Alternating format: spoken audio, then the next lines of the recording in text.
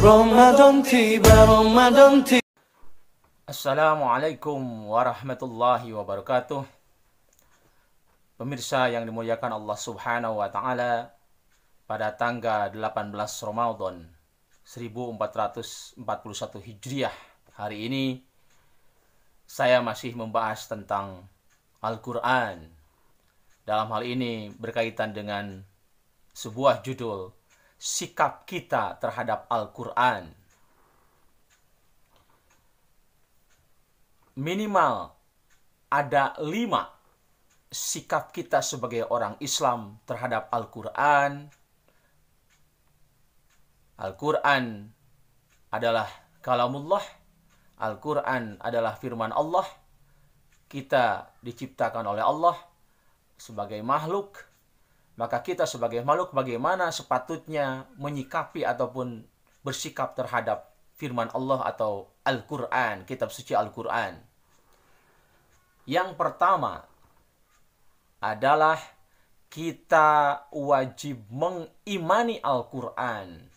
Percaya bahwa Al-Quran adalah firman Allah yang diturunkan kepada Nabi Muhammad melalui malaikat Jibril. Keyakinan atau kepercayaan ini diperkuat dengan firman Allah dalam Al-Quran surah Al-Baqarah ayat 4. Salah satu ciri orang yang bertakwa adalah walladzina yu'minuna bima unzila ilaika. Sifat atau ciri orang yang bertakwa salah satunya adalah orang-orang yang meyakini, yang percaya kepada kitab Al-Quran yang diturunkan kepadamu Muhammad Sallallahu Alaihi Wasallam. Kemudian juga diperkuat dalam sebuah hadis ketika Rasulullah Sallallahu Alaihi Wasallam berkumpul dengan para sahabat, datanglah malaikat Jibril menanyakan tentang mahwal iman. Rasulullah Sallallahu Alaihi Wasallam menjawab, al-imanu an tu'mina billahi wa malaikatihi wa kutubihi wa rusulihi wal yaumil akhir wa tu'mina bil qadri khairihi wa syarrihi.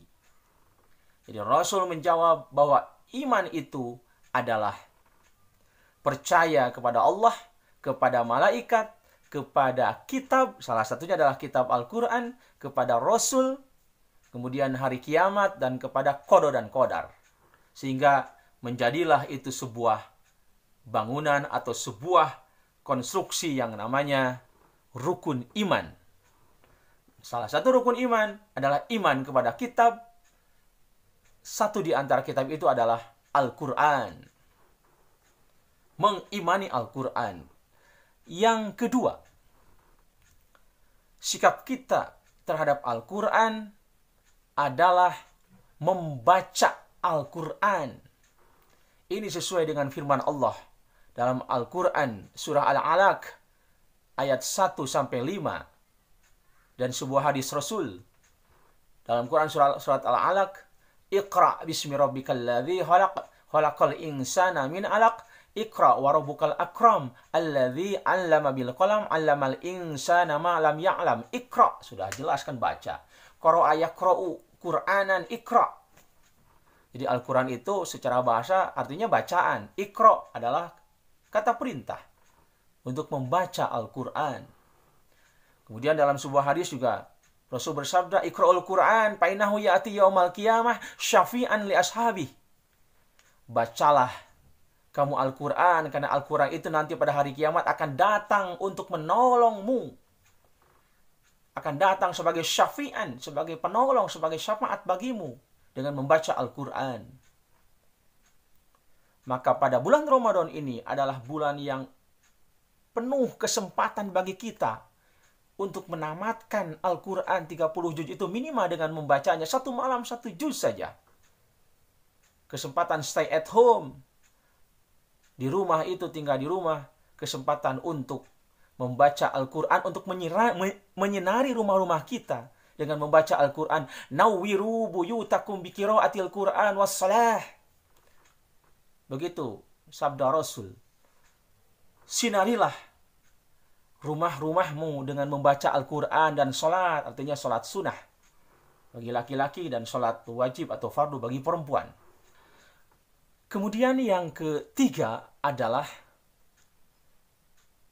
mempelajari Al-Quran. Al-Quran penuh makna, Al-Quran penuh dengan pesan-pesan. Al-Quran mengandung berbagai macam ajaran, baik itu tentang akidah, akhlak, syariah, ibadah, muamalah. Maka wajib hukumnya bagi kita sebagai umat Islam untuk mempelajarinya. Rasul bersabda, khairukum man ta'allamal Qur'an wa 'allamahu. Sebaik-baiknya kalian adalah orang yang mempelajari Al-Quran dan mengajarkannya. Belajar Al-Quran. Al-Quran adalah sumber hukum Islam yang utama dan pertama. Ada referensi bagi kita, bagi pengembangan ilmu pengetahuan agama khususnya, maupun ilmu pengetahuan umum.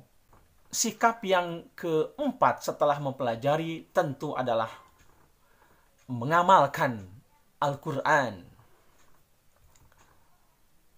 Segala perilaku, perbuatan, amal, budi pekerti Rasul itu selalu bersandarkan pada Al-Quran. Ajaran-ajaran Al-Quran tercermin dari perilaku maupun akhlak Rasulullah Sallallahu Alaihi Wasallam. Sementara akhlak atau perilaku atau perbuatan atau budi pekerti merupakan pengamalan dari beberapa hal yang berkaitan dengan kehidupan manusia.